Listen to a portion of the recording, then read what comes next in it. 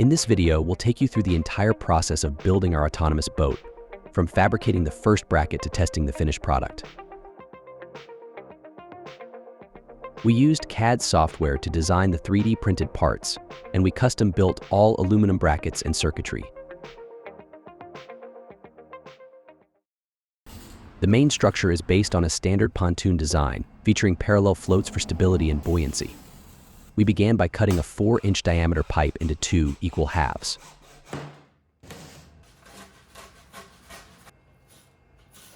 The edges were cleaned, then caps were glued on each end.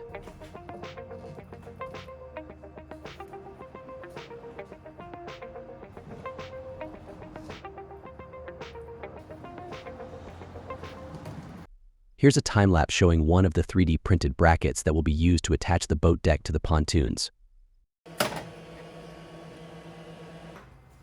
To ensure durability and resistance to corrosion, we used stainless steel nuts, bolts, and washers. After measuring, cutting, and drilling, we fitted the first of many aluminum brackets to the pontoons.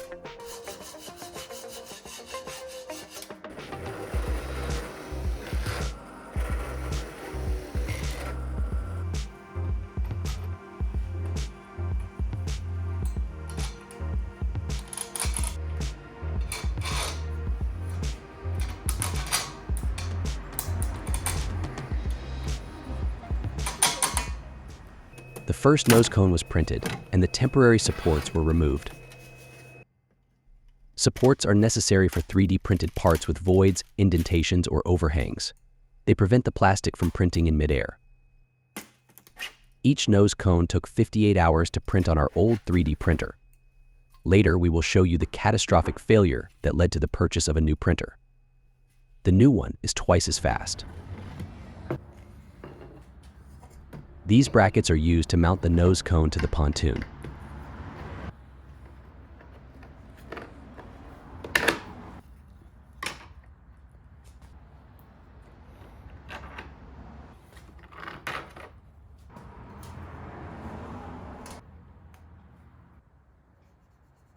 The upper aluminum crossmembers were measured and cut to the proper length.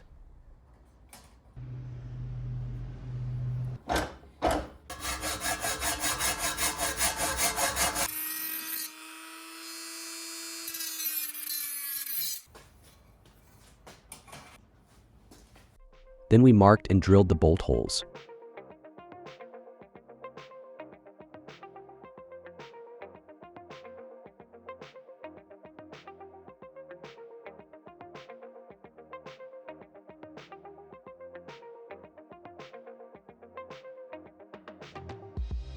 The holes were used to mark the drill locations on the other aluminum brackets.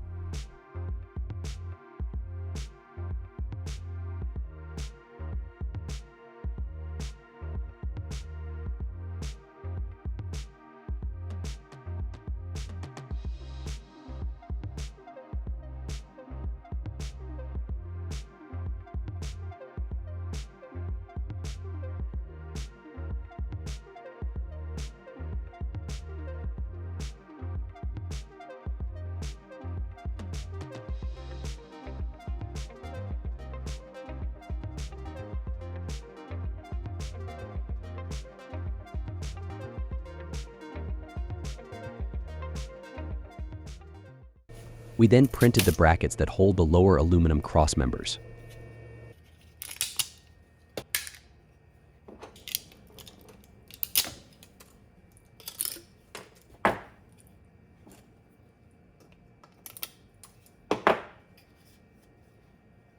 We measured and cut the aluminum tubing that will be mounted in the lower crossmember brackets.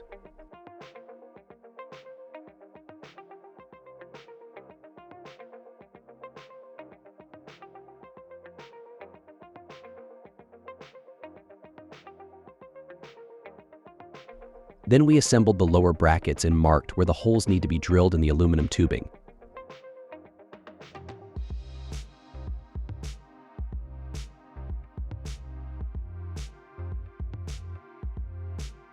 After drilling the holes, the lower assembly was bolted together.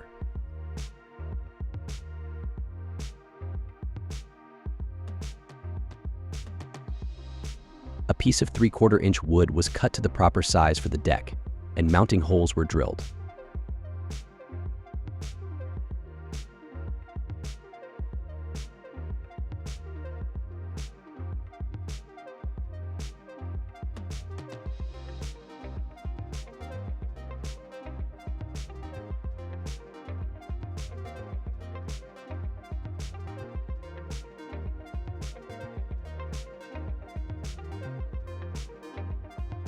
We mounted an eye bolt in the front bracket, which will be used for towing the boat if necessary. The locations for the rest of the deck bolts were marked and drilled.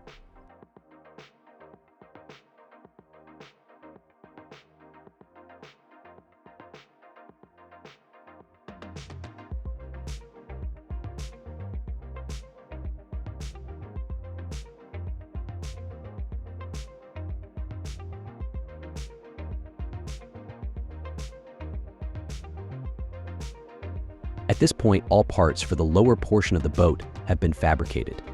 Here's a time-lapse showing the progress that has been made so far.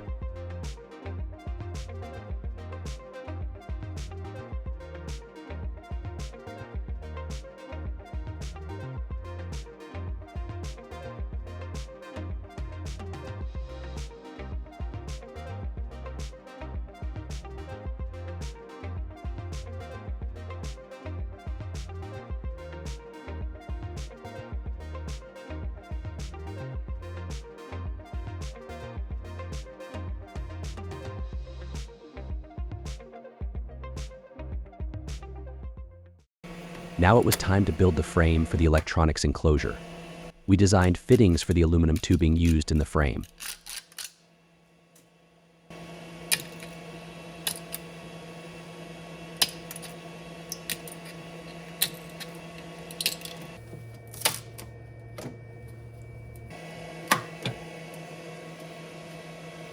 Here are the hinges for the lid.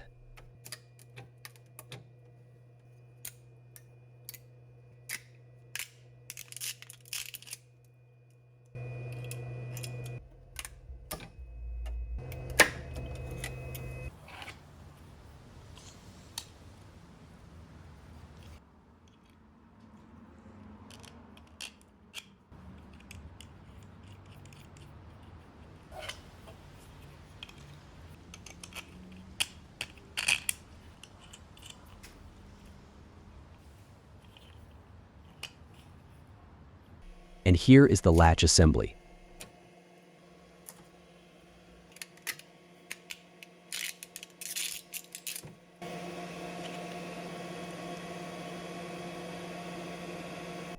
This is the bracket that the antenna mast will bolt to.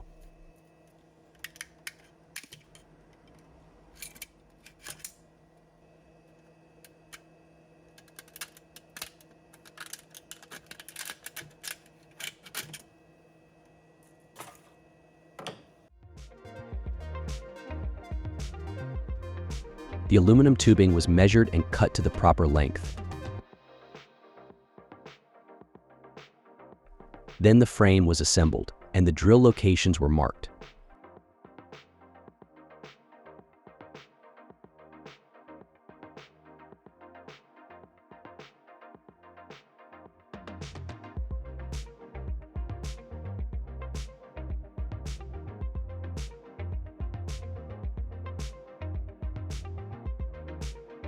Then the frame was disassembled and the holes were drilled.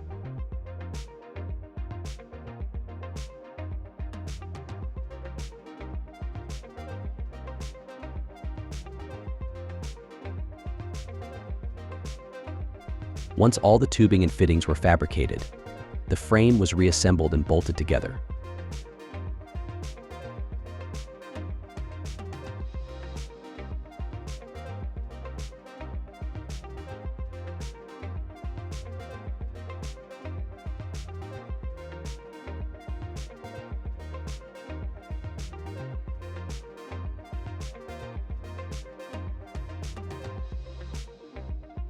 We had an 1/8-inch aluminum plate cut to our specifications for the lid.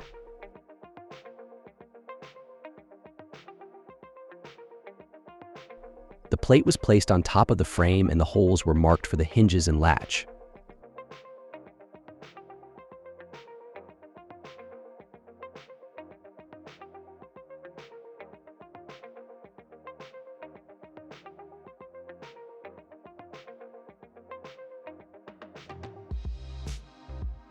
The holes were drilled, then the lid was bolted to the hinges on the frame, and the latch was installed. Next, we 3D printed the parts for the antenna mast, including the brackets for the GPS receiver, satellite antenna, and wireless remote control antenna.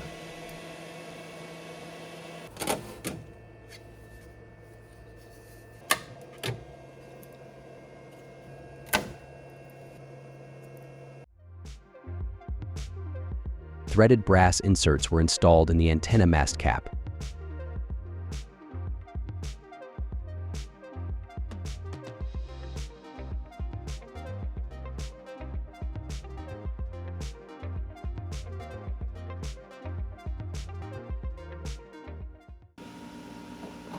Then the cap was mounted to the top of the antenna mast.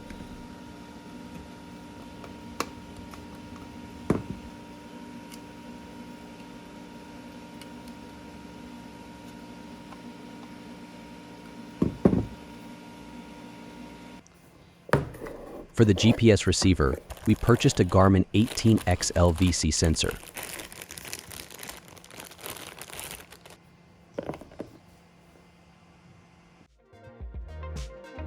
With all the antennas and 3D printed parts ready to go, the mast was assembled.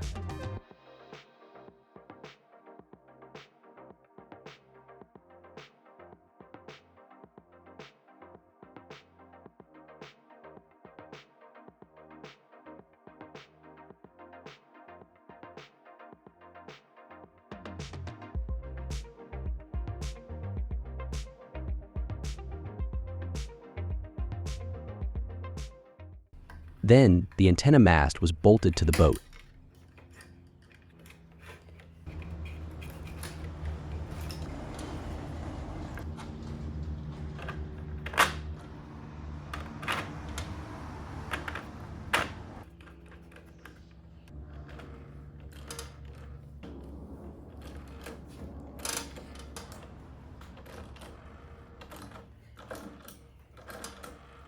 The frame and enclosure were removed, and the holes were drilled for the mounting bolts.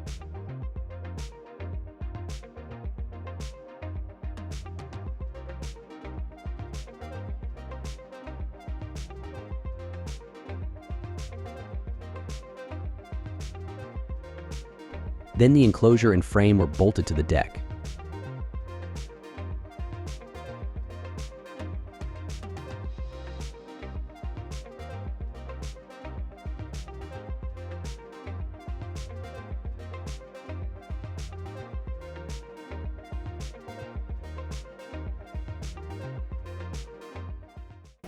Here are the brackets we designed for mounting the thrusters to the boat.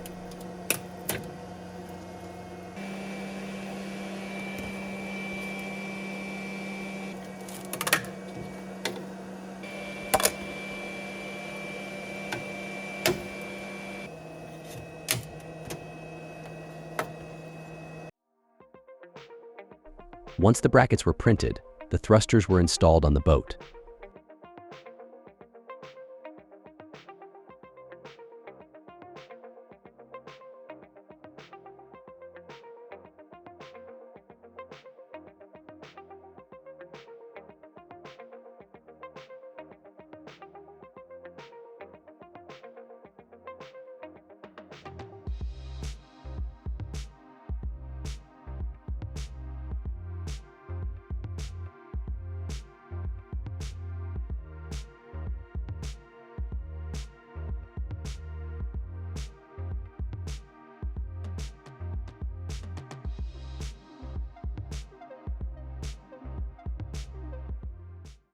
Next, we printed brackets for the deck light and video camera and assembled the parts.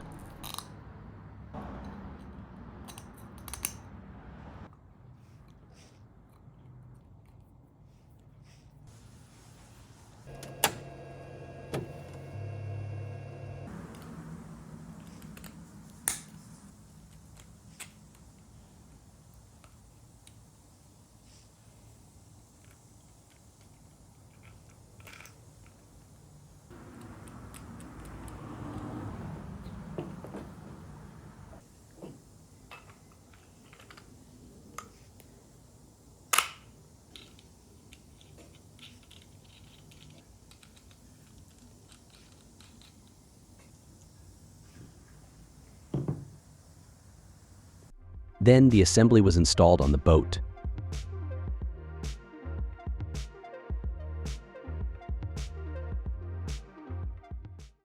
As mentioned earlier, our 3D printer experienced a catastrophic failure when the extruder sheared off during a print job.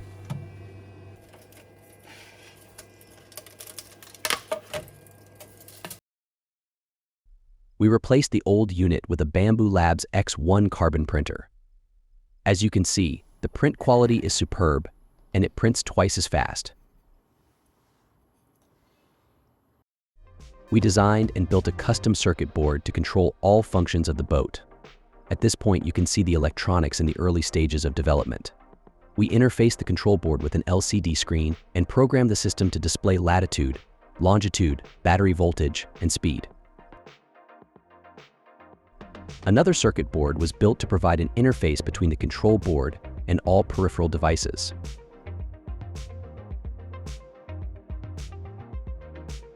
We used a special hand tool with a crimp die to attach connectors to each wire harness. After completing the bulk of the wiring, it was installed in the waterproof electronic enclosure.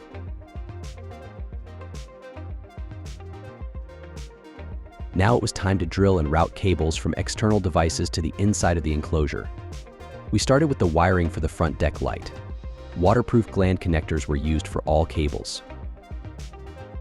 Next, we installed the cable from the beacon light mounted on top of the antenna mast.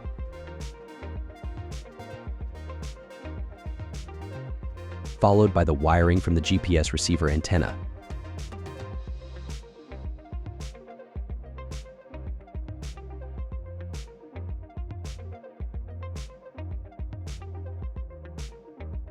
Then the cables for each thruster were installed.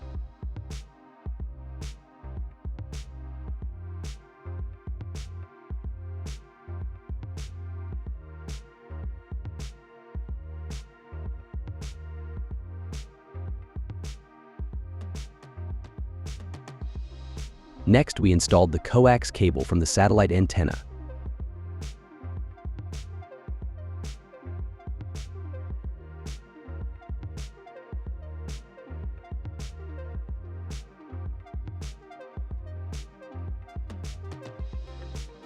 We attached connectors to the remote control receiver and mounted the device to the antenna mast.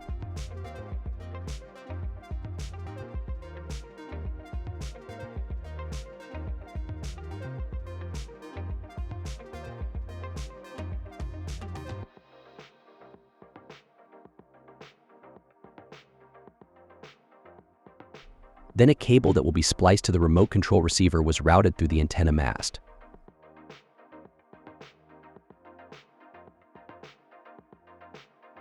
Here you see how the wires were spliced together.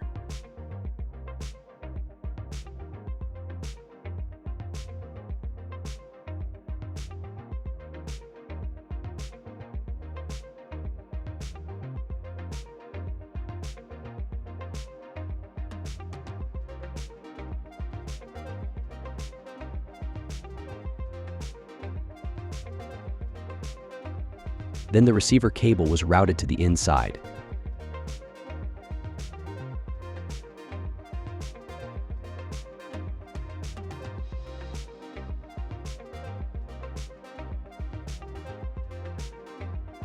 Turning our attention to the internal workings of the enclosure, we attach the control board to the mounting plate.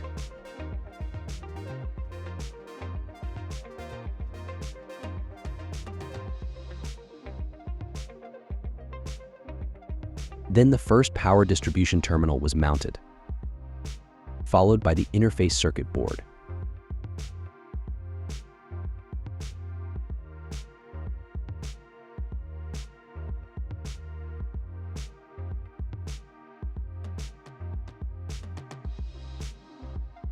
We then attached the satellite modem to the mounting plate.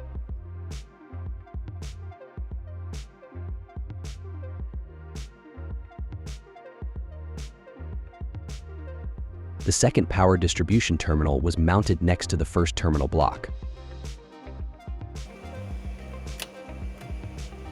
We designed and printed a bracket for the master power switches.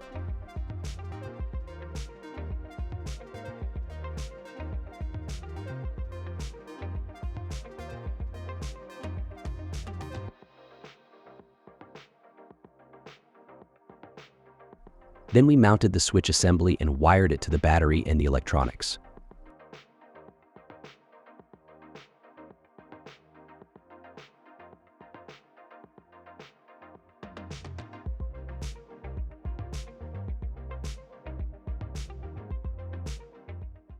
We printed a bracket for the small ESV circuit boards. ESVs are electronic speed controllers. They regulate the speed of each thruster. The ESVs were then mounted to the bottom plate.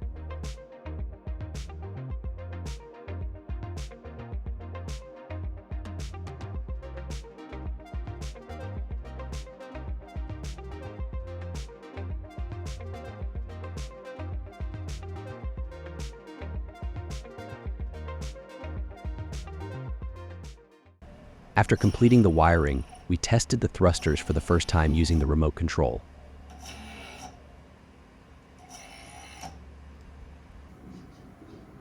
Here you see the first trial run. In the next pair of videos, we will test the navigation system in Arizona at Lake Pleasant and Lake Havasu before returning to Dana Point for the autonomous mission. Thank you for watching. If you enjoyed this video, please hit the thumbs up button. Also, be sure to subscribe and hit the notification bell so you don't miss future content.